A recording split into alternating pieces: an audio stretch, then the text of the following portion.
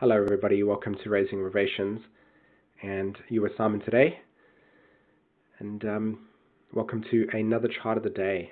This is for the 23rd of January 2019. It's just after the lunar eclipse that took place, which was a very intense experience. I definitely felt that. I'm sure most of you did as well. And before we even jump into anything, I just want to ask you to connect with yourself and connect yourself based on what this imagery that you're looking at brings to you. Okay. I have a lot of excitement to share around what is transmuting inside of myself and what this lunar eclipse has brought me. And one of the ways that has begun to bleed through into my work is through this imagery and this process. I chose this imagery on purpose. It just literally stood out to me when I was wanting to tune into this chart. And I want you to gaze into the eyes of this animal, and I want you to tell me what it invokes in you, what feelings are invoked in you.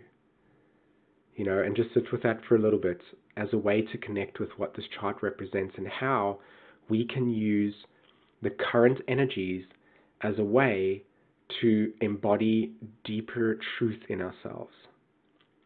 Right? So, you know, to me, this imagery represents this intensity, this focus, this sense of I'm right here in front of you and I'm meeting you exactly where you want me to meet you. And I'm not backing down, and I'm ready for this. The imagery also gives me this impression of, even though it's deeply confrontational, it also brings courage. It brings, to me, an imagery of stepping into power that is uniquely within ourselves, you know, that is available to us 24/7 when we are brave enough to embody it.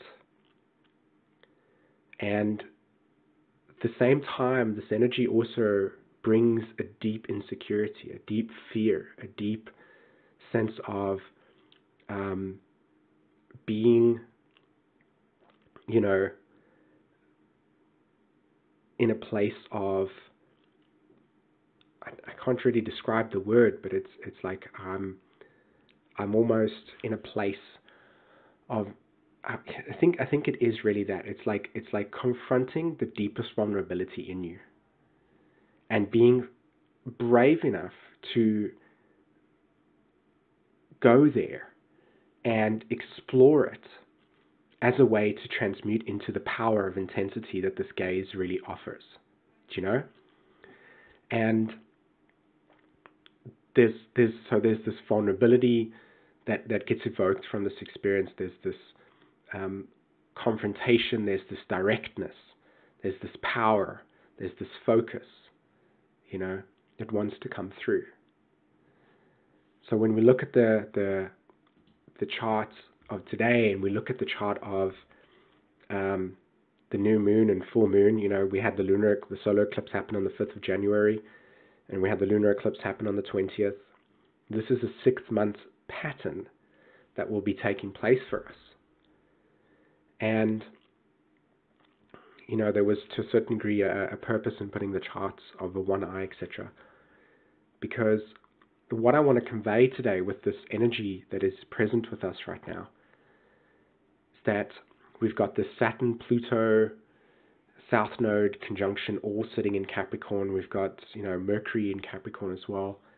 There's this need, essentially, or let me put it to you this way, it's not a need, because at the end of the day, that's kind of like pushing us in a direction.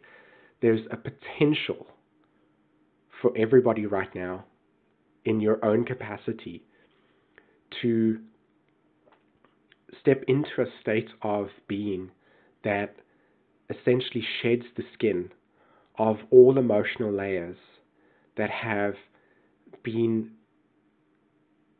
put in place through our choices and actions in states of deep vulnerability and an unconsciousness and an inability to really know what to deal with it, those layers of protection, those states of ironness that we have put over our subtle, soft body. Because when you look at that lion and you take it out of context of that intense gaze, and you just are fortunate enough to really be playful with the lion as well, that the skin that's on the lion is so soft, and like it's something where it's also got softness to it. It's supple, and that's the lunar eclipse in this conversation. The other side of the intensity that we're riding right now is the softening of our hardness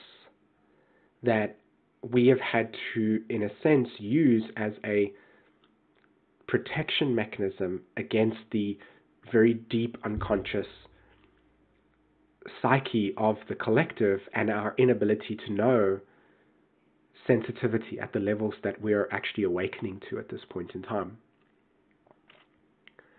And how do we transmute through a phase of life in which the vision, Jupiter conjunct Venus in Sag, has been to extradite what we don't feel comfortable with, push away what we don't feel comfortable with, reject what we don't feel comfortable with, blame what we don't feel comfortable with, accuse, all of these emotions that arrive out of a place that, in me, I think has really been because in our upbringing, and somebody posted on their Facebook 2 days ago, which I loved. It was Jacqueline. I hope that's okay for you. Where it was, what things did school not teach me? It was this meme. And when I was reading it, it kind of pointed to something that was very clear and that I'd spoken to a lot of clients about in the past as a way to heal, and including the idea of myself, that we never got the opportunity to truly know what we would need to do when we had a Plutonian crisis, or when we went through a healing crisis, or when Chiron contacted our Mercury and all of a sudden, out of the blue, we were starting to experience deep psychic messages coming through into our aura field. And it was like criticism or judgments that we couldn't understand or heal with. And so we would close down even more, and we would essentially break away from the emotion and the power that the presence of this animal brings us. And so slowly but surely, we fracture from that. And what we put in place is a false self that appears like this lion, but really has the timidness and the insecurity rooted in a lack of love, a lack of empowerment. And so instead of it being presence, it becomes rejection, it becomes aggression, it becomes I'm better than you type of thing, or I need to puff up the ego in order to protect what is essentially broken. Or that's a hard word. Not broken, what is wounded and misunderstood and misplaced.